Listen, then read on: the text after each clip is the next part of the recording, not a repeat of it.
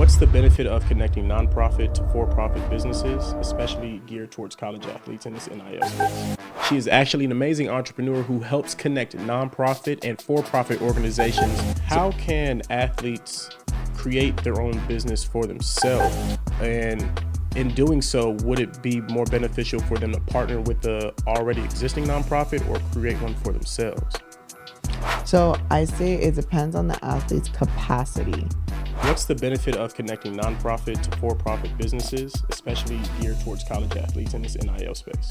Yeah, so I'll start with the basics of connecting a nonprofit to a for-profit. Nonprofit and no profit are two different things. Yep. And so nonprofit means we are not here to generate a profit to put in our pockets. Before you even enter a partnership as a for-profit or a nonprofit, ask yourself the question, what are we doing this for? Welcome to another edition of Athletes Wisdom Podcast. I'm your host and creator, Alex Turner, and here we have another amazing episode where we're going to make sure you understand how to create a business as a college athlete and also how to understand how to maneuver through the branding and marketing aspects as well. So today I have an amazing guest today. This is Jennifer Paulino. She is actually an amazing entrepreneur who helps connect nonprofit and for-profit organizations. So basically they are able to utilize the funds and the resources provided for them at a higher level. And correct me if I'm wrong, you're actually starting to transition into athletes as well, correct? That is correct. So I started my career doing experiential marketing and media sales.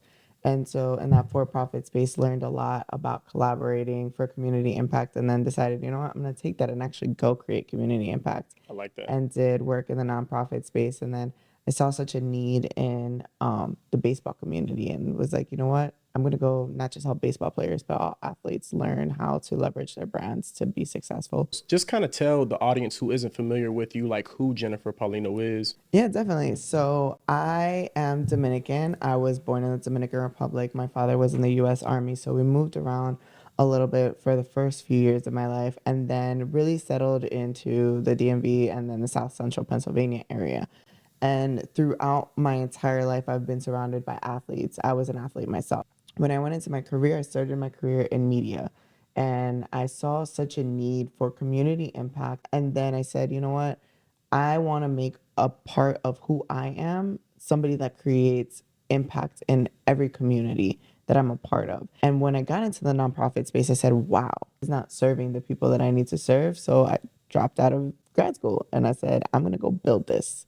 And throughout that journey, what has been one of the most influential pieces of knowledge or one of the most influential people that you've either met or one of the most influential things that you've learned that's kind of helped you throughout this journey? So I would say the most influential person in bridging the gap between for-profit and nonprofit was actually the CEO of the nonprofit that I worked for. And he would always encourage me to be creative and to really dive deeper into learning how we could generate more revenue each time. How can athletes create their own business for themselves? And in doing so, would it be more beneficial for them to partner with the already existing nonprofit or create one for themselves? So I say it depends on the athlete's capacity.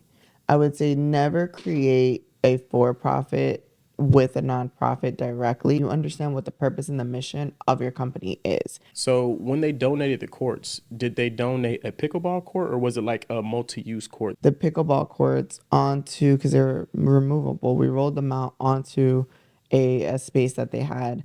And it was really dope because the foundation didn't actually have to pay for it. So now the nonprofit got to receive that donation. But for that one specifically, the project, we were able to fund the whole thing with a donation from a corporation. My mentor always says this: once you're exposed to something, you can't be unexposed, right?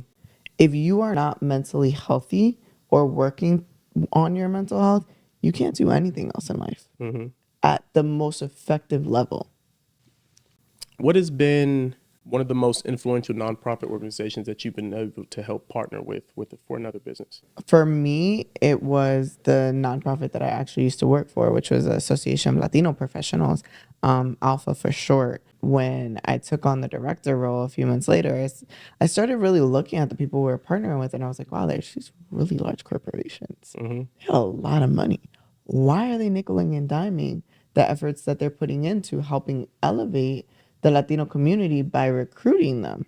So I started re-educating the population that I was connecting with from a partnership and sponsorship perspective and saying, hey, this is what we actually can do to serve this community. And so when I started doing that work, I realized how vast. How can I now turn this to my advantage? Like what we just said, price is only an issue if value is absent. Let's just Right. say your value isn't where it needs to be currently. How can you then increase that so you can then get more money? I think it starts with first asking the question, what is the goal of this marriage? What is the goal of this partnership? What are we trying to establish together? Once you know that, then the rest is easy. Because if you know what the goals are as the nonprofit, you can see, okay, this partnership needs to do X, Y, and Z, but right now I'm doing one, two, three. One and two are essential to my business model, but three is not. Why volunteerism? Show up for your community. And you said partnerships was second. Partnerships is second. Any video marketers out there, she just gave y'all a quick gem. Just gave y'all a quick gem on a tax write-off right then and there, just from offering your services, right? How do you evaluate the success and impact of the connections and careers of college athletes and how they could form through nonprofit and for-profit organizations? Like, what is that key performance indicator? Once you establish that key performance metric, then you can say, okay, I know that I can only partner with nonprofits that are generating $5 million a year, because the visibility that I seek is not going to come from partnering with a small organization. I'm partnering with the Boys Club of America. Knowing what you're trying to measure against so that you know who you should be in alignment with. How do you find the one that's best for you is determined by what are you trying to get out of it. For a college athlete to establish their own connection, what would be a key piece of advice that you would give for them? I would say start with your passions. Your passions are always going to get you to first base. And once you're on base, then the hard part is done. Now everybody else has to come up to bat to get you going around the bases. And you have to really understand, if I am in alignment with my passions and I use that to propel me around, then I can jump off to the different things. And my dad used to always say, if you do what you love, you'll never work a day in your life. Exactly. So it's the same thing. If you align yourself with what you love, it will never feel draining. The most important thing as a college athlete is understanding why you do what you do. Who are you? And not just who are you as in my name is Jennifer Paulino, but it's who are you as a person?